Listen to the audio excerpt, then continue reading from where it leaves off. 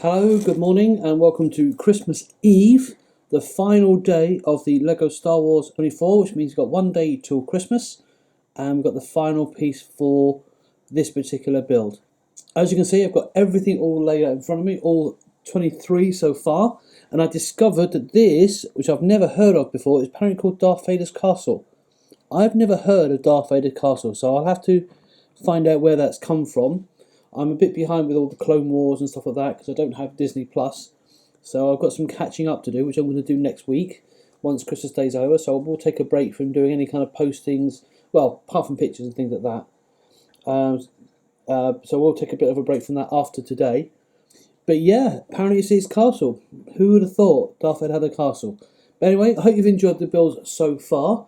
But I'm going to shift these guys to one side so that I can get today's build out of the way. But I just move these, because what happens is these ones will fall on the floor if I don't move them.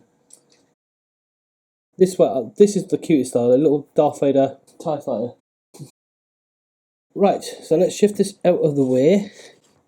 And I will say this, normally on the last day I don't know what the last piece is, but this time round I know exactly what we're getting this year. Without further ado, let's open 24 and reveal what it is. Ooh. Put that down there. These calendars, although they're 24 quid each, what you're getting is actually not bad. Because if you used to buy these minifigures separately, they often are about 3 quid. Especially when they're themed Star Wars ones or Harry Potter ones or whatever. They're usually quite expensive, so to get a whole advent calendar with everything on it, it's a pretty good deal, I think. In the grand scheme of things, it might sound a lot initially, but in the grand scheme of things, it's actually not bad. Alright, so this build should be quite quick, so we can get this one done really, really super fast. Dun, dun, dun.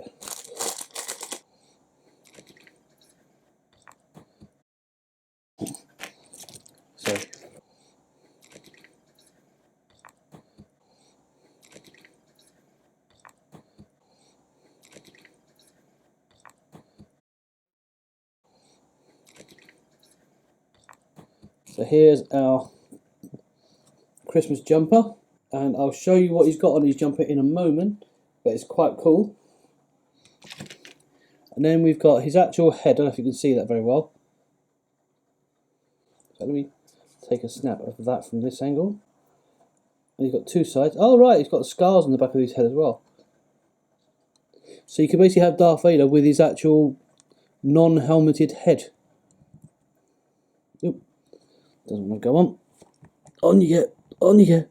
There we go. Doesn't have any hair, but then again, the Darth Vader in the movies doesn't have hair either. And I think I just realised something that I did wrong. Because before I put his head on... Oop, why am I so far away from the table? Headless Darth Vader. Where's his cape? There's no cape. Lego... Oh, hang on, hold that thought. Look what I just seen. Oh, can't get it out of the box. Dun dun dun. That is his cape. Believe it or not. Let's open this up.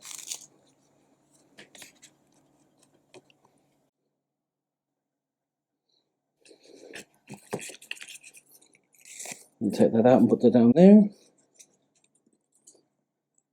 I was thinking, did Lego miss something? But no, thankfully not. So these two bits go on top of his head. Ooh, that first, followed by that, like so.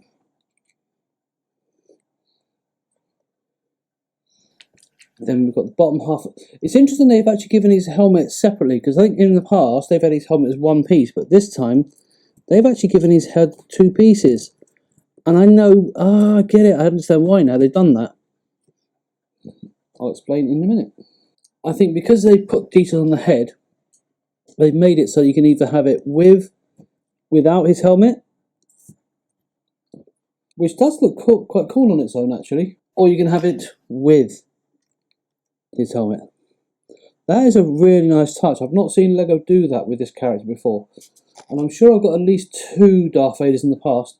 I do believe there is a white version of him as well, white Christmassy version.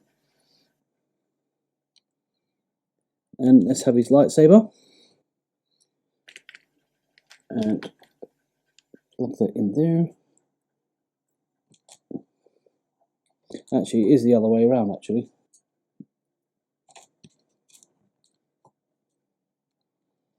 Bum, bum, bum. And lastly, put it in his hand.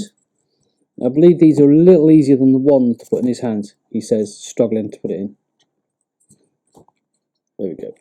And there we have an Anakin Skywalker stroke Darth Vader.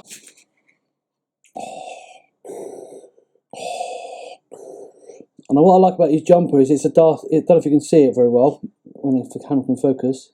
It's actually a Death Star Christmas jumper. How cool is that? That is just wicked. Death Star Christmas jumper. I will take proper pictures of these later on, but I think that looks really, really cool. I like that a lot. Alright, and I've got a spare, not only have I got a spare lightsaber handle, but I've also got a spare bottom piece for his helmet, so maybe I could put that on the other one.